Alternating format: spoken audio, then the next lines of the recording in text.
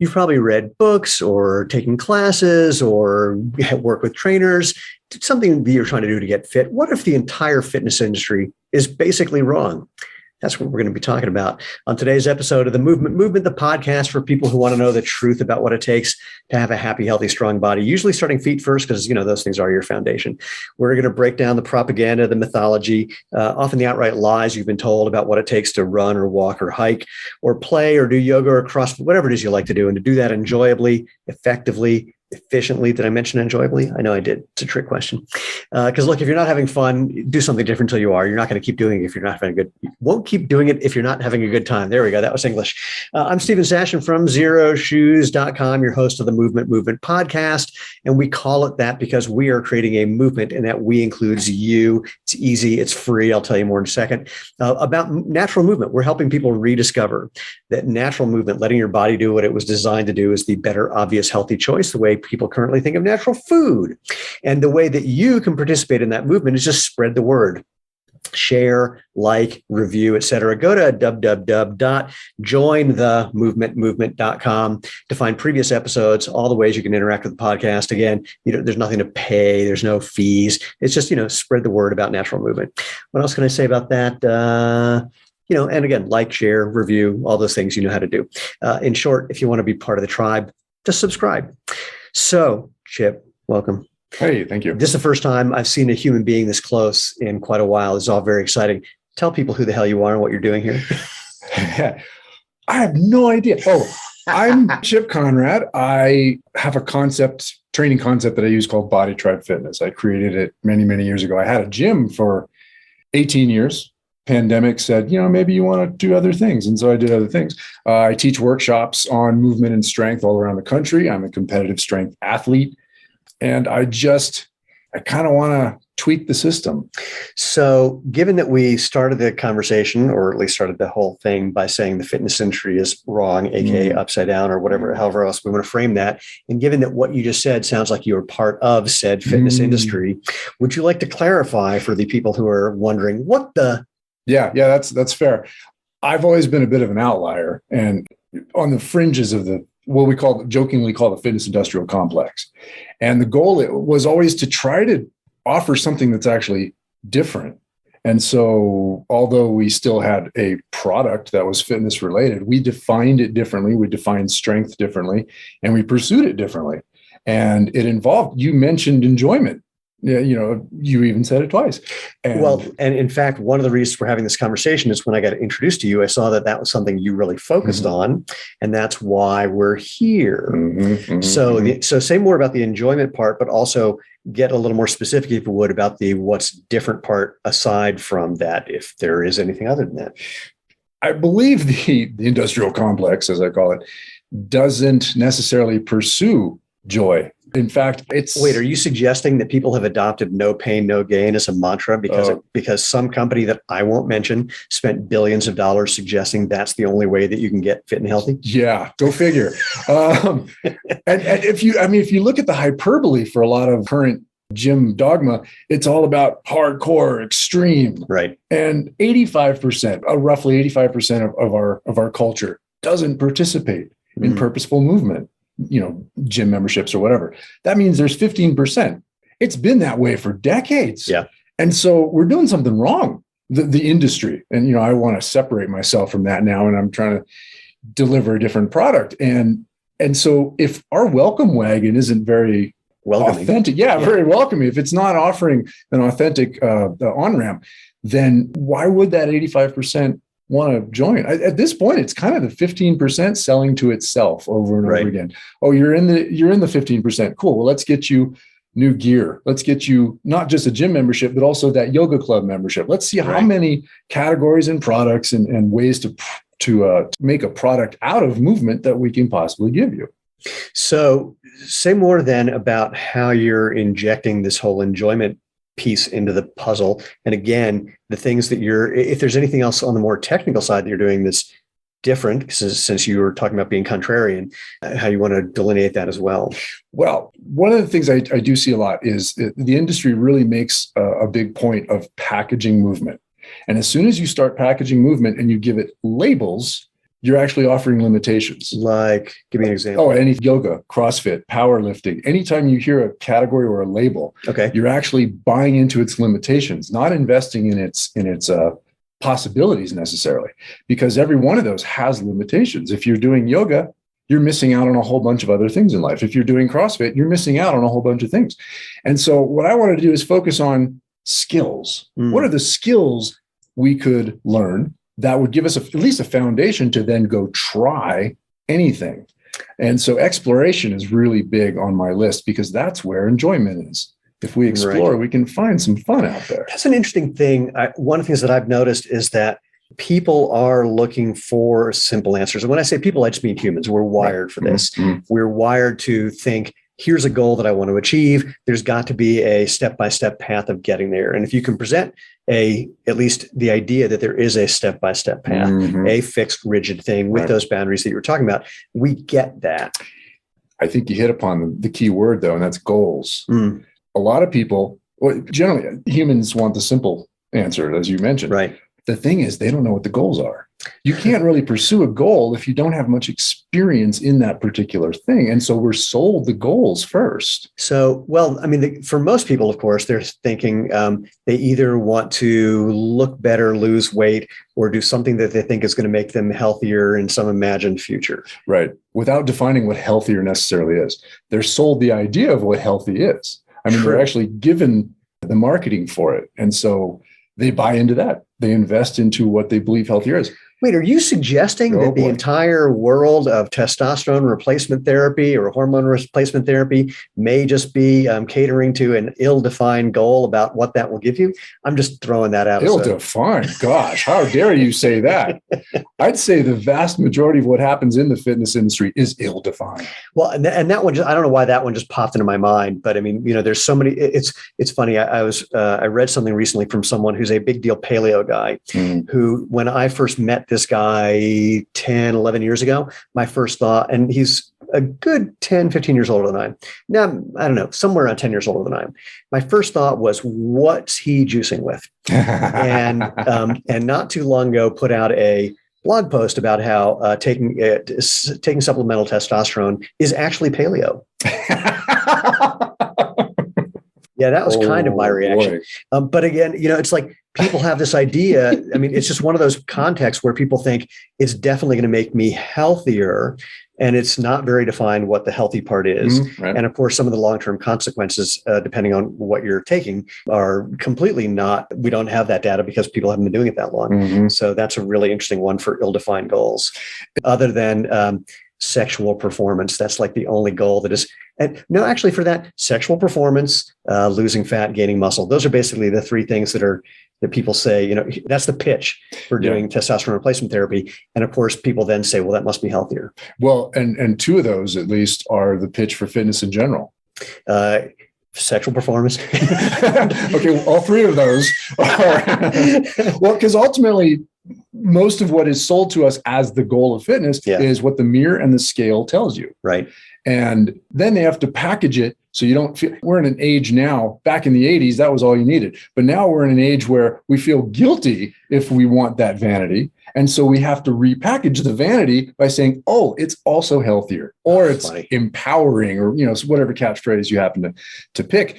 And so we can thank ourselves, pat ourselves on the back by going, well, I'm getting healthy by being in the gym, when in reality, it's just the scale and the mirror that we're trying to change. So let's dive into some specifics. We talked about one way of bringing enjoyment into the mix is related to bring skills in rather than packaged plans. So talk to me about somebody comes in to work with you in whatever context they're doing that, whether it's online, in person, net, or whatever.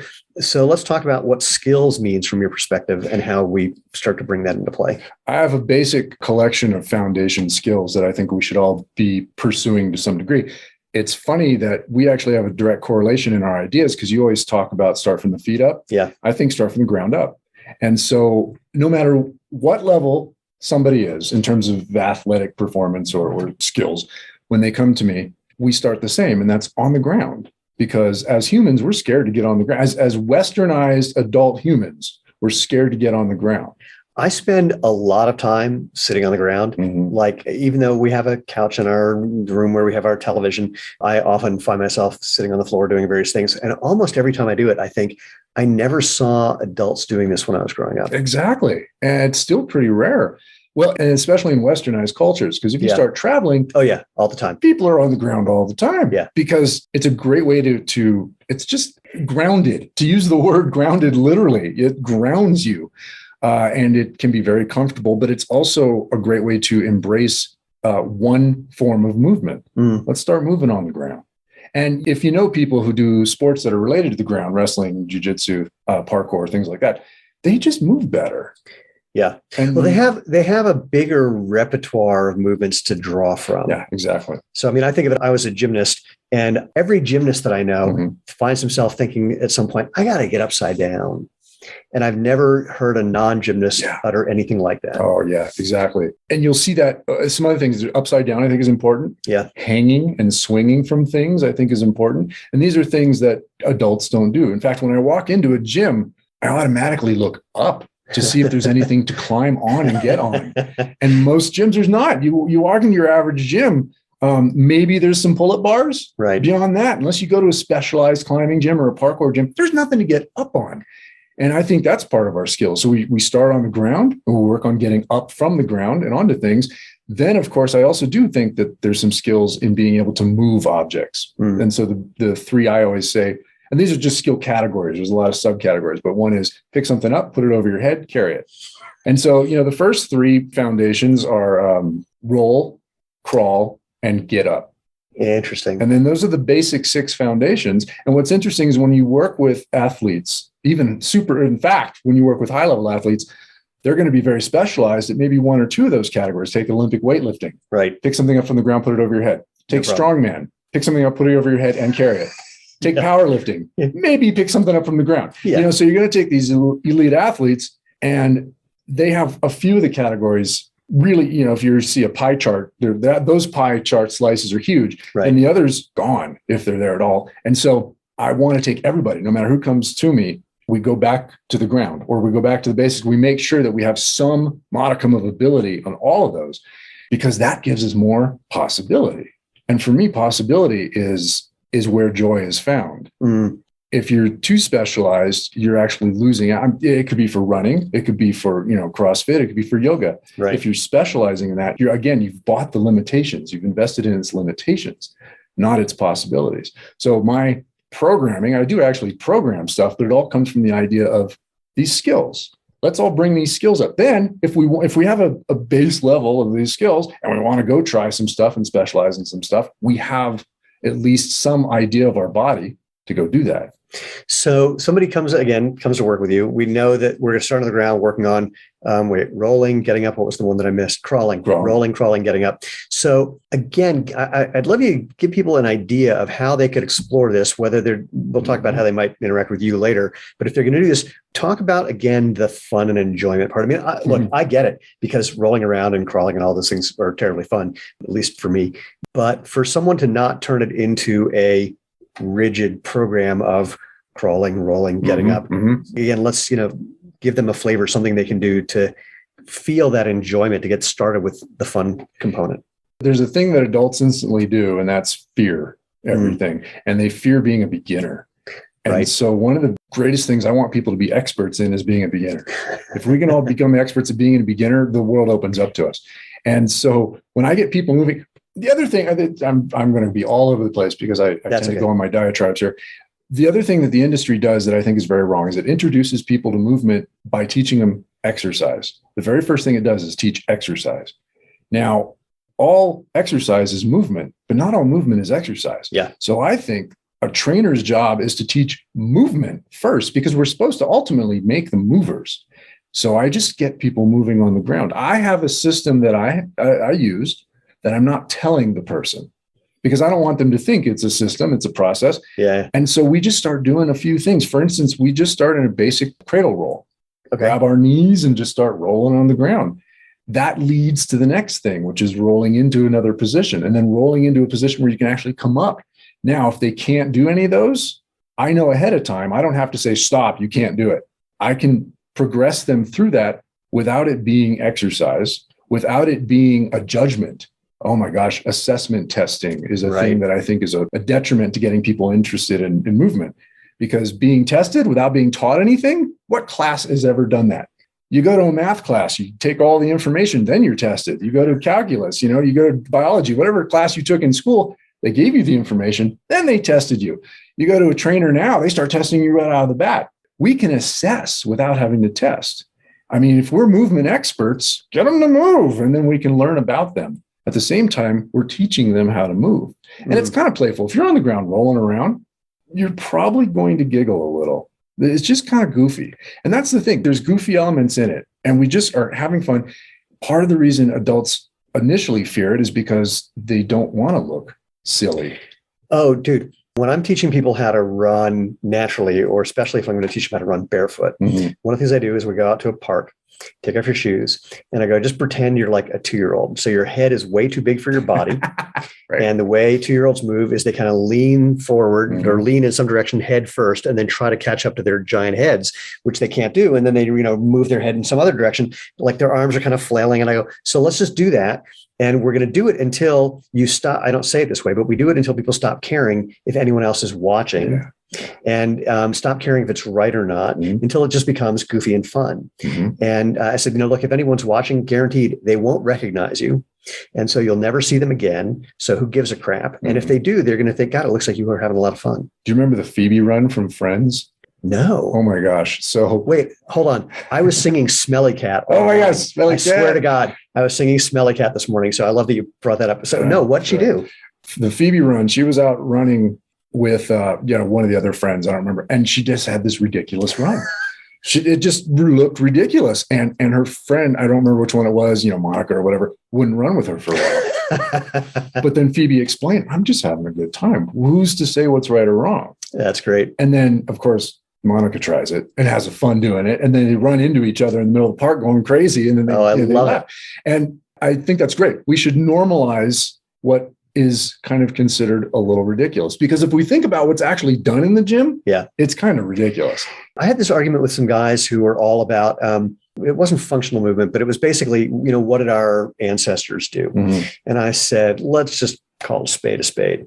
We can't fake it. We can't imitate that. It's not the same when you're climbing a tree to get food from that tree or escape something, or it's not the same when you're carrying rocks from the river up to where you're building a house, or the movements that we're doing, the exercise that we're doing, are even, one giant step removed from that. But even the ones that people do when it's about doing things naturally are a little artificial. Yeah. And if you look at the actual gym culture of what's supposed to be normal, you're picking something up and then putting it back down again over and over. Or maybe you're sitting on this machine where you don't have to do much of anything except push a lever. It's a heavy lever, but you got to push a heavy lever. How is that not ridiculous? That's a good point. And you were talking about, we are removed from the primal thing. In fact, the word primal is always a little weird because, we've got this basic DNA that we're all still holding on to, but we have evolved in terms of creating a whole different world. Right. And to think that the primal self is going to adapt to that whole different world. No, it's a modern, we should give ourselves credit, in other words. Yeah. We've gone beyond the primal. And so, if you look at sports today and a lot of what's happening, that wouldn't have happened hundreds of thousands of years ago. The strongman community is doing amazing things. The running community is doing things that have probably never been done. This is actually the whole premise behind. So Dr. Daniel Lieberman from Harvard, his latest book is called Exercised, and I wish I exercised with a D at the end.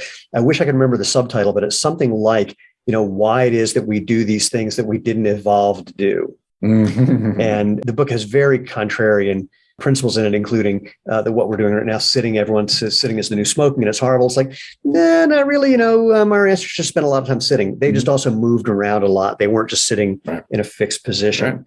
Things have evolved quite a bit. Yeah. And we should probably give ourselves a little pat on the back for some of that. We are evolving creatures. And it's awesome. Yes, we got some stuff that we can probably hold on to. We should play on the ground, and we should crawl. And well, so let's talk about playing on the ground a little more, because I'm a fan. You just made me think of watching primates, watching baby chimps is what was actually the image in my head. And it's just a lot of rolling around, and not just rolling around, being pushed around when you're on the ground. And I mean, it's an interactive thing as well, not just, you doing your own whatever you're doing, but the ground is critical. Right. And that's how it all starts, that level of play. Yeah. And I just love that image in my mind of baby chimps.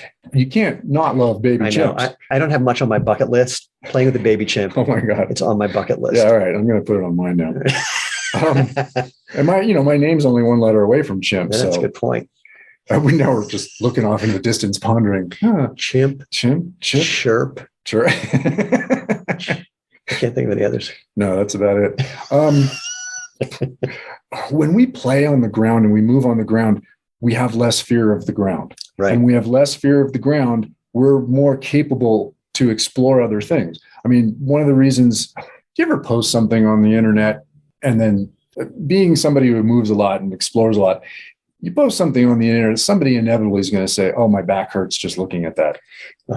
That somebody always has to throw that comment in. Great. I'm super proud that you're disabled that way. Okay. I'm super proud for your dysfunction that you don't. No, you know what it is? I think it's different. I mean, I want to hear where you're going. And one of the things that human beings do that I find really weird is we bond over limitations and problems. Yeah. Yeah. And I mean, it makes sense, because when the world was a very unsafe place, that's a smart thing to do, to share what's a problem. Sure. But now the world is pretty safe, and yet we still do this. Yeah. We bond over limitations and problems. Yeah, exactly. I find that really confusing. I mean, I don't find it confusing. I find it really to the point where we compete as to who has the biggest limitation. Yeah. I mean, it becomes a game of status.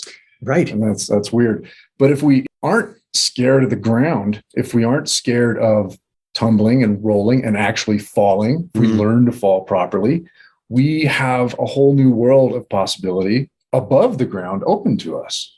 And I think that's the biggest thing I notice with people when I work with them for the first time. Even if they have a huge gym background, they don't know how to fall or how to be part of the ground. And it's a whole new experience. And it's either scary or it's enjoyable. And I try to make it a little bit of both, because I think that's a good place to be. That edge of pushing just a little bit to kind of test the limits. I mean, this is part where we think about enjoyment as part of the mix. It's like having a bigger repertoire. And then once you have that, then kind of seeing what's next. Right. So we're going to start getting off the ground. What are we doing then? Then you start seeing the world as your playground. Because I like to think of it this way.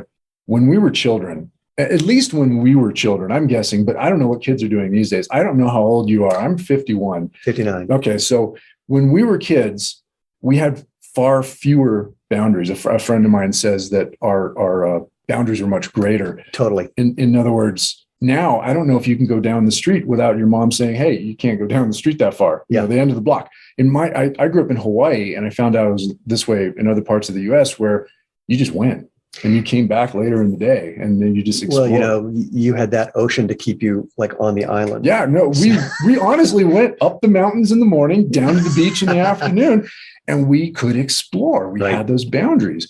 And I want us as adults to see the world that way now, because if we look out, I mean, I'm looking at the picture behind you and I'm thinking, look at all the places to play in that picture.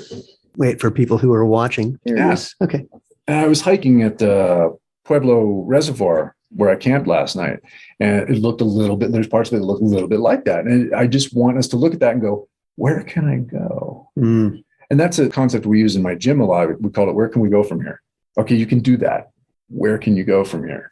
And you see a lot, especially, oh God, when gyms closed. Did you see how people freaked out when the pandemic hit and all the gyms closed? And all the gym people thought, what am I to do? Right. And my gym folks were like, oh, well, we know what to do. We've been training for what to do. Get the hell out of the gym. Funny. That's what the gym's for. We don't live for the gym. We use the gym to go live. I have to tell you, I have a moderately extensive home gym that I put together. But the joke is, I don't do workouts. The gym is, I have to walk by it basically 4 or 5 times a day. And every time I walk by, I just do something, whatever it is that catches my attention. Yeah. Okay. And so even though some of the movements are relatively prescribed, I mean, some of them very much so because I'm doing them explicitly for becoming a better sprinter, for example. Right. But nonetheless, I don't, if it becomes like work, I just don't want to do it. Yeah. If we can get people to understand that the gym and the workouts are simply to make us better movers to then go have a life outside the gym. Right. The gym is not our movement practice. The workout is not our movement practice. It's just training to go have a movement practice. And any other skill is like that. You apprentice at a skill so you can go actually do the skill. Why don't we treat the gym like that? But for so many people, and you saw this when the pandemic hit, everybody freaked out because the gym is their movement practice. Right. And for the gyms to close, everybody, that's how invested they are in the fitness industrial complex. How much of that, though, do you think is also just the social component of going to the gym? Sometimes, yes. Sometimes, for as much as I think they've done wrong, CrossFit has done right in one thing, and that's created a community. Yeah. And they taught other gyms how to do that. Because up until that point, a community would grow in a gym by luck. Right. You went there, the same guy. Exactly. You see the same people. I mean, I remember working in gyms back in the 90s, and you see the same people all the time. You wave and say hi, and that was it. Right. You felt comfortable because you saw the same people, but it really wasn't a community. And so that still exists in a lot of gyms. There's not really communities, except for that new model that CrossFit introduced about 20 some years ago. And because of that, now people are missing the community aspect. So why can't they do that outside the gym, though? Why aren't they taking those movers in the gym and going with them somewhere else? Like, I know of great hiking communities, great parkour communities, great running communities, even great lifting communities. I have a lot of friends in California that when I left there, they were building these lifting communities, and they got together and they had their strongman weekends together. Right. And they're still doing that now. In fact, I'm going back to go hang out with them a little bit. So backing up then, so we're off the ground, we're into whatever above the ground is. What are some of the things, the skills that people are playing with there? The first one, there's a category I call Rise. And Rise has multiple subcategories. One is get up off the ground. Right. 2 is get up out of a seat, which is a squat. Yeah. And I think squatting is an important skill. We focus on it maybe too much sometimes and become squatters. And when the skill becomes the goal, then you're starting to miss out. Like I call it the 800-pound squats. And I've taught a lot of powerlifters. I've done a lot of powerlifting. I've worked with a lot of 800-pound squatters. They get to the point where the squat is all they want to do. They're working so hard on making their squat better. The squat is no longer making them better. And because the squat can make us better, but there's a point where we become a little obsessed with it and all the other stuff disappears. So the squat's no longer making them better. But as a general skill, we should all be able to squat. So we should be able to get up out of a seated position, and then we should be able to get up onto things. And that's the fun one for me. So getting up. Oh, I'm not just a rock climber, but I'm a climber. Trees, rocks. I was going to say, whatever. If we're getting up onto things, we're either climbing or jumping. There's jumping, there's landing, there's holding on and grabbing, there's swinging. I mean, if you think of your average American Ninja Warrior course, that's a fun version of getting up on things. I hate them. You know why? I'll tell you why. You don't know. Of course you don't know why. And by the way, we have a bunch of Ninja Warriors who love our shoes and we're supporting them. So it's not that I really hate them. It's just that what I really mean, but when I say I hate them is I hate the fact that I can't be a Ninja Warrior. And the reason I can't be a Ninja Warrior is that those courses really give precedence for grip and upper body strength and endurance. And I don't have that. Any of the lower body stuff, any of the sort of gymnasticsy things, of course, I'm all in. But if I've got to be holding on to something for a minute, I'm in the water. I'm jealous is what it really is. That's why I hate it. So bringing that up, that would be a reason I have people work on actually hanging and swinging from stuff. I mean, I want people to be able to hang from things for 30 seconds to a minute and be able to move from that thing to something else. I don't think a pull-up in itself is that important. A pull-up is just simply getting up to then be able to do something else. Right. A pull-up is like kindergarten for getting up on things. And so working on your pull-up is great. But when I see a workout that's like 50, 60, 80 pull-ups, at that point, I'm like, why? Right. Once you do one pull-up, maybe you do a couple more, but what's next? Why are you doing all those pull-ups? That's not a skill in itself necessarily. it's great to build lats. Okay, great. It's great to build your grip. But a pull-up is simply the kindergarten skill to then be able to get up on something further. All right. So again, we want to give people things to do so now they're up. And so let's say a little more about climbing and jumping and grabbing on. Hang from a tree. Just grab a branch and hang. And then if you can put your feet on that tree and climb up into it, do it. But if you see, if a tree is something that you can climb, then you have this giant world of possible things to go play on out there. It is your obligation. Oh, yeah, exactly. So, backing up, though, this is one of those things that I know, look, even for someone like me, whatever that means, the idea of, I spent a lot of time climbing trees, but I haven't climbed a tree in a while. And there's some trees not too, I'm not trying to think of when the last time was. I'm not sure. There's a couple out in your parking lot that are actually climbable, just letting you know. That's a good point. Well, and it's not that I'm actually afraid of climbing the tree, but I can definitely feel the self-conscious component kicking in. Yeah. In a way we call it adulticide. Adulticide. Oh, yeah. I like it. And I find it ridiculous because the number of things that I do where I'm not self-conscious, like go into stores in bare feet. Right. But it's just for whatever reason, I just realized tree climbing was kind of not on my radar for now. And I'm going to have to do something about that. Yeah, because you're in Colorado. Well, yeah, that's true. But I also just like the fact that I noticed the idea of doing it, what it brought up, the resistance that it brought up. It's like, well, that makes no sense. Why do I have that? And am I willing to go do something fun and explore that, get over that, not care about that, whatever that is? And there's that being a beginner again. Sometimes we fear something just because we don't want to be a beginner at it. I get a lot of people who I train who come to me from a time off. Yeah. They were gymmers. They did the gym thing, the fitness industrial complex investments for so long. Then they took, I don't know, a month, a year, or several years off for whatever reason. And then they come to me and they explicitly tell me, I hate the fact that I have to be a beginner at this again. And so I got to turn it around and go, why? That means there's so many things to do from being a beginner. When you're an expert, there's no place to go. What's their beginner? What's their answer for why? Usually it has to do with what I've noticed. Their answer and how I've boiled it down are the same, but they sound different. Ultimately, it seems to be that that our culture suppresses being a beginner and celebrates being good at stuff. And so if we're not the best, we're frowned upon. Whereas, and so one of the things I want to teach people, it's not about being the best because there's only one of those. Yeah. It's about being your best. And when working with high-level athletes, getting them to understand that is tough. Dude, I'm having a hard time with it because at 59 as a sprinter, if you look at the All-American time, so the time you have to run 100 meters or 60 meters to become an All-American, they get slower and slower and slower as you get older. And I'm having a tough time adjusting for that. It's like, I'm literally, because I'm at the phase now where the odds are I'm not going to get much, if any, faster than I am right now. And I've got to slow down how much I slow down. And the adjusting to that changing goal, it's not that it's not, difficult, but it's something that I'm very aware of. I was when I turned 50, I was at the first senior games, and a bunch of 60-year-olds came up to me and said, once you turn 60, it gets really bad. Then a bunch of 80-year-olds who were listening said, you have no idea what you're talking about.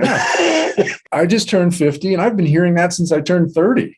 Every time they tell you that decade's going to be the one where it starts falling apart. 60, it depends. There's definitely individual difference, but statistically, you see it happening. But to your point, here's my favorite part about finding the goal, finding your best. Jack LaLanne, when he was 90 something, he was on television and they showed him, he's still working out. So he's on a universal gym because he helped invent it, and he's bench pressing, and he is like working hard, and clearly enjoying how hard he's working. And then I looked in the back, you could see he was lifting 20 pounds, but that was the best he could do at 90. And at 90, not bad. Right. So that's a really interesting adjustment to make to see what's possible for you. And I'm not saying reality is going to get in the way of that, but it occurs to me that, like, if I'm starting something new, I definitely want to be good. I definitely want to impress who I'm learning from. Right. And I know that that's all ridiculous. And I often, when I am learning something new, I usually say that to someone. It's like, I want to impress you. And I know that's really stupid, but I have to say that out loud because otherwise it'll be this thing kind of looming over at least my head. And when I say it, then it becomes silly and I don't care anymore. Oh, well, that's good. Yeah. And so I call it, and this is a term, it's not my term, but a lot of people refer to it as the child's mind. And one of the reasons I love that is because children don't judge movement. Right. Whereas somehow in the system that we have been brought up in, we judge movement as adults. And, there's where the fear comes in. We do it as kids. I mean, so again, we're in a similar age. Did you guys have the presidential physical fitness test? Oh my gosh. Yes. Well, so that starts when you're what? First grade, second grade? I think we finally got it in second or third grade. Yeah. And so there, the judgment kicks in. Right. And my favorite story about the judgment of that, we had one girl in our class. She was the one who matured before everyone else. She was, 5'5" when everyone else was 2 feet tall. Mm-hmm. And so there's a 600-yard run in the presidential physical fitness test. She was always last by a long shot. Mm-hmm. But the reason that we didn't judge her for being slow, we judged her for something totally different. Because she ran so slowly and her head was always down, she always found money.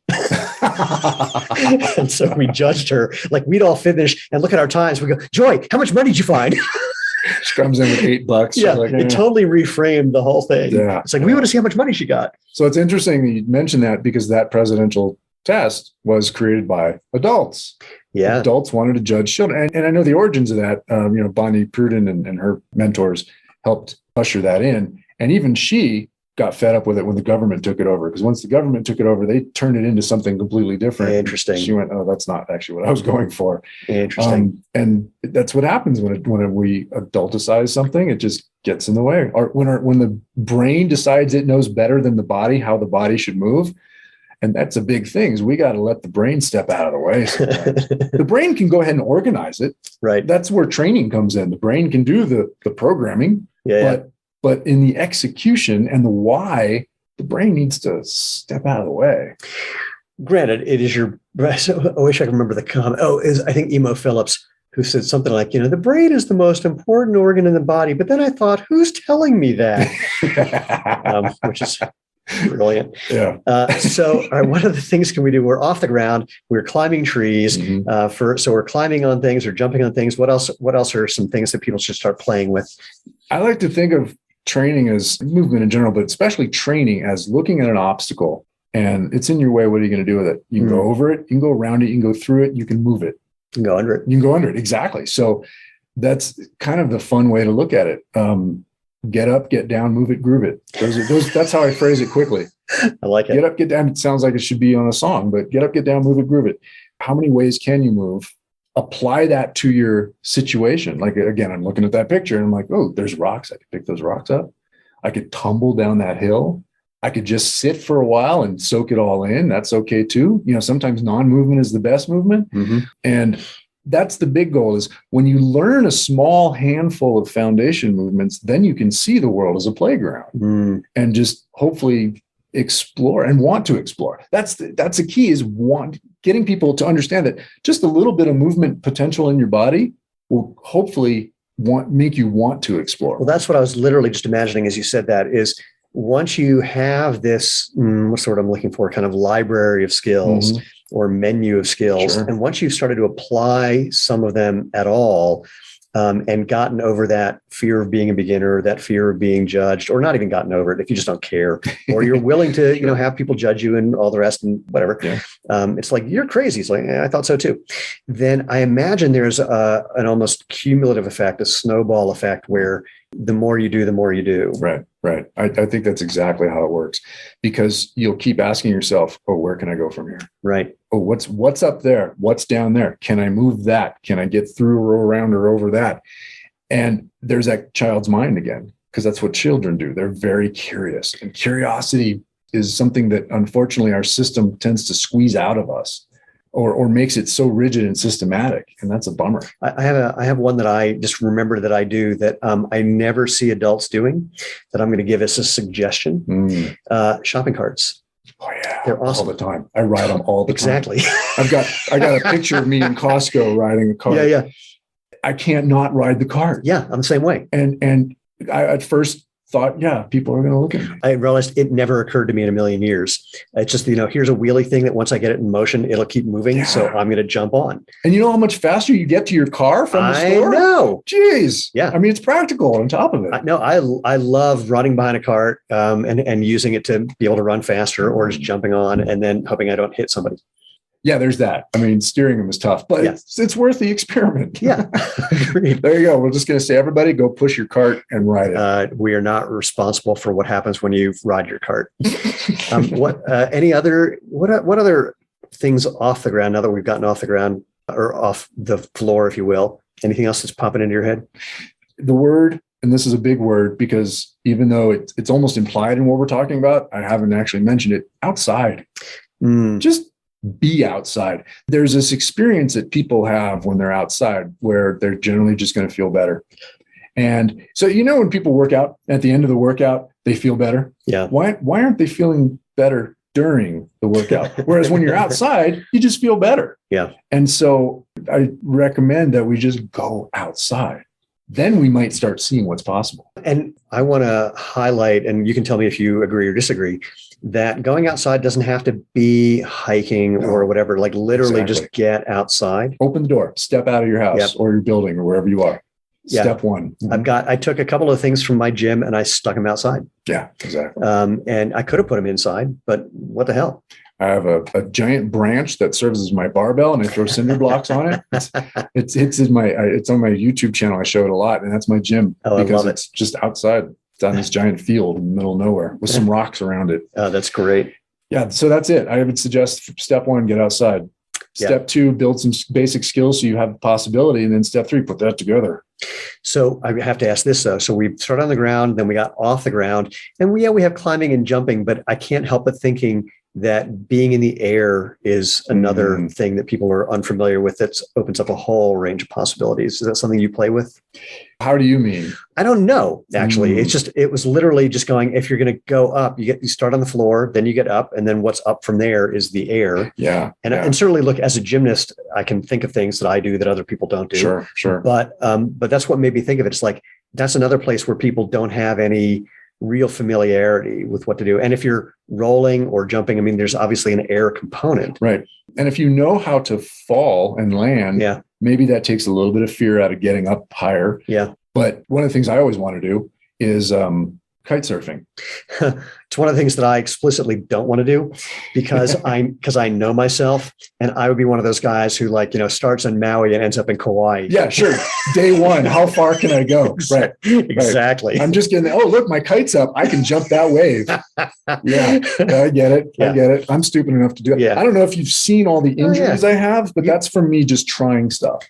Well, those all look like, the things that I'm seeing. It looks like the kind of stuff you get when you're climbing onto something or carrying something. Or that's exactly what these are. And then I got more in my shin, and that's, so imagine that picture behind you, me somehow falling down that cliff. Got it. There is one of the things I learned many years ago is I thought maybe fitness would make me less clumsy. No, it just makes me more graceful when I land. Oh, that's nice. Yeah. That's all you need. Yeah. I think actually that's something that really is highly overrated and misunderstood, or underrated, misunderstood. People don't get the value of learning how to roll. Rolling and tumbling and falling. Starting from being upright and then again falling and rolling. It was one of my favorite things after doing a lot of Aikido, and of course as a gymnast. What happens, same thing, when I fall, I don't just plop down. I roll out. You roll out. And it's just reflexive. Yeah. And that's so important because I'm not worried about falling. Exactly. There's that fear. It's gone. Yeah. And so, go ahead and try some stuff. I mean, sure, I wear a helmet when I'm on my bike. I'm not a moron. Exactly. Because there's external forces at play there that you have no control over. But if I'm going to go over the bars, I don't really worry about it too much. Right. And I try not to go over the bars. I actually have never done that. In part because I spent 30 years riding a recumbent. So going over the bars means I just land on my feet. Wow. Yeah. That'd be tough. It would be to roll out that would be. How do you go over the bars on a recumbent? Yeah, that'd be pretty impressive. So anything that we missed or anything just to kind of highlight something for people to either be aware of, ponder, do in terms of just bringing, I just love this whole thing of bringing fun and being, even, I'm going to say it slightly differently, being attentive to when we're limiting ourselves from having fun with some thought, some fear, some concern, and then bring that into developing these skills that then turn into whatever movement you're going to do. Well, the big thing I really try to get people to do is often ask the question, why? And, what is the purpose of this? And so what you're talking about is great. Every time that fear comes into ourselves, whether we're fear looking ridiculous or fear being a beginner, ask yourself why. And like you said, when you start asking that and explaining it verbally, it goes away. Yeah. So maybe that's a great place to start. I like it. Dude, this has been a total pleasure. Oh, it's been great. If people want to find out more about what you've been talking about and I've been interrupting about, how can they do that? My website is bodytribe.com. Whoa, do that one slow motion. Bodytribe.com. Thank you. And my YouTube channel, where I post something every week. I have a lot of stuff on there. And then there's a whole series called BodyTribe Anywhere, where I'm just traveling the country doing this stuff. That's BodyTribe 1, I think, is my YouTube channel. Got it. And those are the best places. I got Instagram, but who cares about that? I don't TikTok. Yeah, I call TikTok the platform for strippers who haven't found a pole. Lots of glitter, lots of sparklies. There's a lot of that going on. Yeah. Well, once again, total treat. I do hope people go and check out what you're up to, because the idea of just bringing, again, if you're not having fun, do something different until you are. Yeah. And that's something I try to live by. Play is important. It is. So everyone else, thanks so much for being part of this. If you know how to find Chip, if you want to find out more about what's happening with the movement, again, go to www.jointhemovementmovement.com. Again, you'll find previous episodes, all the different ways to interact with us. If you have any requests, any feedback, if you think I have my head firmly up my butt, if I have a case of cranial rectal reorientation syndrome, happy to hear that too. You do now. I do. I definitely do now. If you have any recommendations for people who should be, part of this conversation, just send those to move, M-O-V-E, at jointhemovementmovement.com. Again, share. That's how we create the movement part of the movement, the first movement. And most importantly, go out and have fun and live life feet first.